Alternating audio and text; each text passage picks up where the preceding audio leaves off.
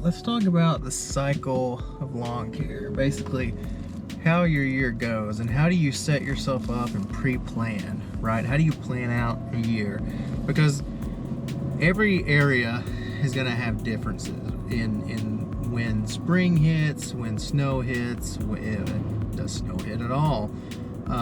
When daylight savings time hits, are you at a point where you're not mowing on a weekly basis, or are you still doing the same old thing, right? Like every place is going to be different. You've got to kind of, in a way, track and figure out for yourself what kind of area you're in. So around here in North Georgia, we've got a plan around a few things. First and foremost, spring for us, we could get mowing on a weekly basis sometimes in March. If we have a really rainy March, and the winter breaks, as early as the second or third week of March, we can go to a weekly basis. But that's a 50-50 shot. So how do we plan for that? Well, in March, pretty much without fail, I just put everyone on a bi-weekly schedule starting in March. And if you don't want to start in March, then you get a cleanup fee in April, and then you're on a weekly schedule after that. So that's how we start our year. And also the daytime cycle, I want to say it's like 6 o'clock or 6:30. It's sunny in March. That changes later on, which we'll talk about. So I can get up earlier, and I want to say the days are starting to get a little bit longer. So we'll be able to be out till about 7:30-ish in March. Now, summertime rolls around, and now our days are longer, and it's great, and we can pack in a ton of work in a day, which is great. It's spring. It's spring/summer. The days are a little bit longer. Everyone's calling, so it's a great time to pack the schedule, right? And a lot of people do this, and we used to call it the spring rush trap, right? I forget. I think it was Johnny Moe who used to call it that.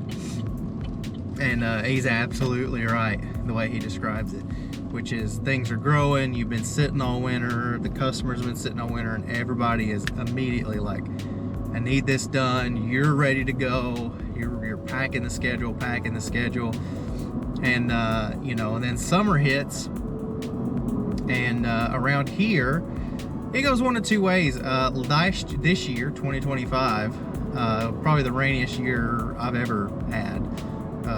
As far as I can tell, I had to skip a couple mows in August, and I've never been out in August. We're almost always in a drought. So in a typical year, we're in a drought situation from July, August, September. It's dry as a bone. We're skipping yards. Everything kind of gets a little wishy-washy with the schedule, because it's like, I skipped it last week, hopefully it grew this week, and then sometimes you get there and it didn't even grow. So you're going on a third week skip, so it gets a little wishy-washy. How do you plan for that? Well, I've got my hedges set up in a way that, if we get into a drought situation in the middle of the summer, well then, we're skipping lawns, but we're going to go ahead and do your hedge trimming right now. Because the good thing about hedges, not always, if it's severe enough, they can be damaging, but for the most part, hedges can withstand a drought, and they can withstand being trimmed in a drought. And if you do it in a drought situation, you're not going to get the next week, you're not going to get those little new growth shoots, which is one of my pet peeves, right? Is the fact that I could trim a hedge and then 4 days later it's got a whole new stand of growth coming up, and there's just, it sucks, but there's nothing you can do about it. Nobody has the money to get a bunch of hedges trimmed up every single week or every single month. It's just not viable on a lot of these yards. So summers, if we're in a drought, I'm going to be focusing on getting my second round of hedge trimming done. Typically if we pack the spring months up and we go into a drought, we're kind of getting, in a weird way, a break, but also it's typically hot and it sucks, so you almost need to slow down. So if you're lucky and you packed your spring, hopefully you didn't pack it too much because of what I'm about to tell you in fall, but hopefully you packed your spring pretty well.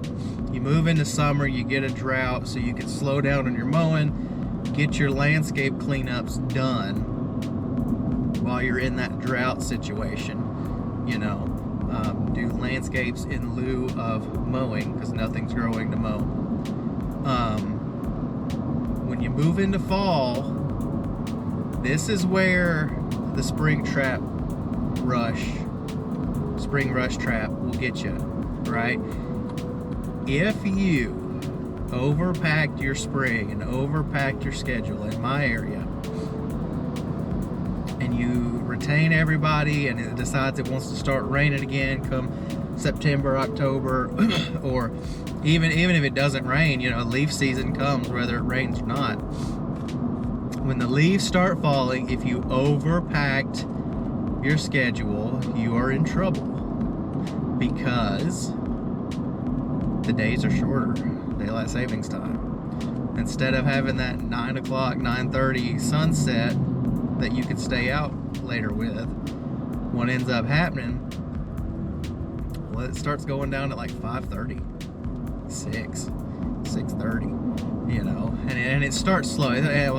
I did that backwards. It starts out going down at like 7, okay, and then sometime around November, the second or third week, it'll be like 6:30, and then like 6:15, and then 6, and it's so incremental, and it sneaks up on you. So it's such a weird way. It sneaks up on you, and before you know it, you're realizing, oh crap, I can't get every single leaf cleanup done if I do it on a weekly basis. So what's my solution there? Well, I don't do weekly leaf cleanups, period. I'll offer, and I don't schedule leaf cleanups for anyone. And that's just sort of the way that I keep myself sane. I've pretty much increased my price on a leaf cleanup, so you either get it or you don't because of the price.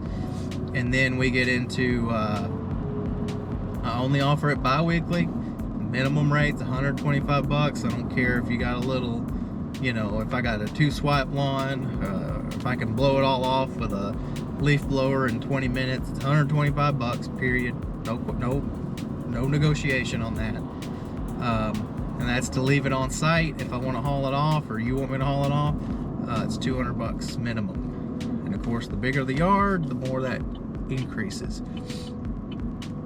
So, moving on from there, it's pretty much just leaf cleanups from that point on. And landscaping, and like, you know, you clear out a wood lot or something like that and keep yourself busy here in the winter. But yeah, the all that to say, there is a cycle, and the days change constantly.